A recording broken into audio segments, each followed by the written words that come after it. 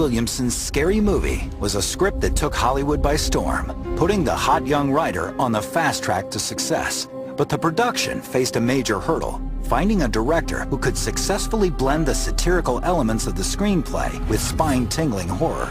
And the first person that came into our minds was Wes Craven. I mean, when you think about the first Nightmare on Elm Street, if that's the only movie you watch, you see that this guy can scare you. My Wes Way's the best there is. So I figured if we're going to make our first Dimension movie, why not go with the best?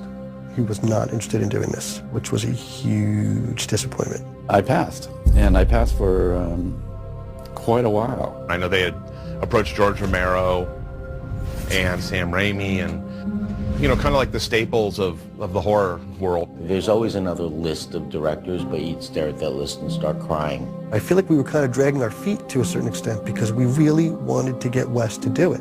Wes wanted to do other things, and it was a conversation as to whether or not he would go back and do horror.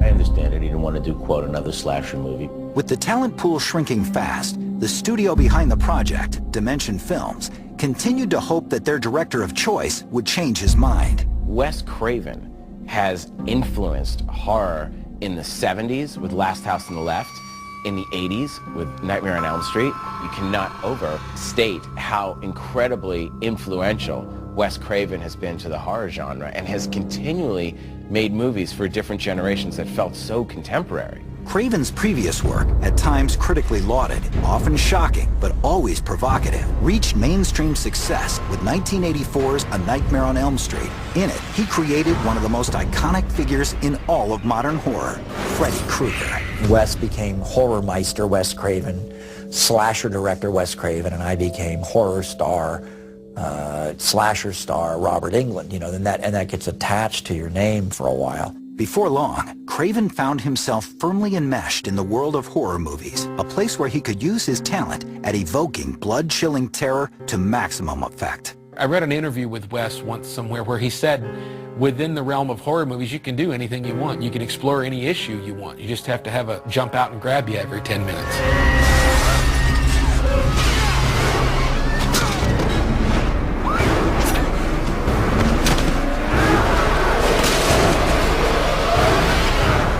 I think people would imagine, because of the films that he makes, that he would be really twisted in some way. Of course he is, in some way. But he's also just a really lovely energy, really wonderful, really calm, a great director, a great leader, and people love to work with him. When you meet Wes, it's pretty shocking because you expect someone who's like a little creepier, and he's so intelligent and soft-spoken and just kind, because you're like, wow, you know, what's going on behind those sweet eyes that has such darkness and crazy. It was Craven's ability to take audiences to the dark side that kept him in the minds of Dimension executives, even though he had passed on the project more than once. I think the reason that I passed on it was my usual stupidity. You know, just I have this long career-long ambivalence towards doing genre films, and I don't want to sound like prissy, but there is an element to the genre that is can be said to be misogynistic, for instance, and always carving up girls. And there's a part of me that feels like, how much longer do you want to do this? The answer came after a certain young movie star showed interest in the project, a move which enticed Craven to seriously reconsider dipping his toe back into the bloody waters that made him famous. It was Bob that came to me and said, and I've got Drew Barrymore attached. I said, Drew Barrymore wants to be in a horror film? She likes it. Getting Drew Barrymore in Scream was a huge deal. While Drew was obviously famous at the time and a star at the time, she had not yet become the megastar that she is now.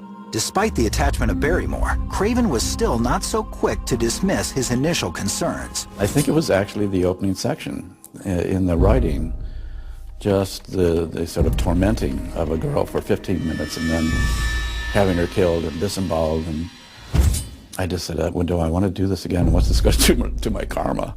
In the end, it was the words of a young fan that solved the director's moral dilemma. A little kid, I think 12 years old, somewhere around there, coming to me and saying, you should do a real movie again, because you've been doing, your movies are getting softer and softer. And that just stuck with me, and I was, you know, look, you've been fighting this whole career, but the movies you've made that have really been important have crossed the boundaries of decency and are scary because they are ruthless.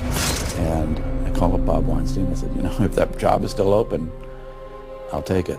We, you know, sat down and over a period of time, I think he came to see what it could be. Drew Barrymore played a big role in getting Wes to take another look at the project and see what it really was. He said yes, and we were all thrilled, and it took off.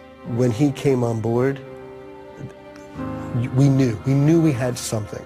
With a genre-bending script, a Hollywood starlet in the lead, and their first-choice director officially on board, the film was finally beginning to take shape.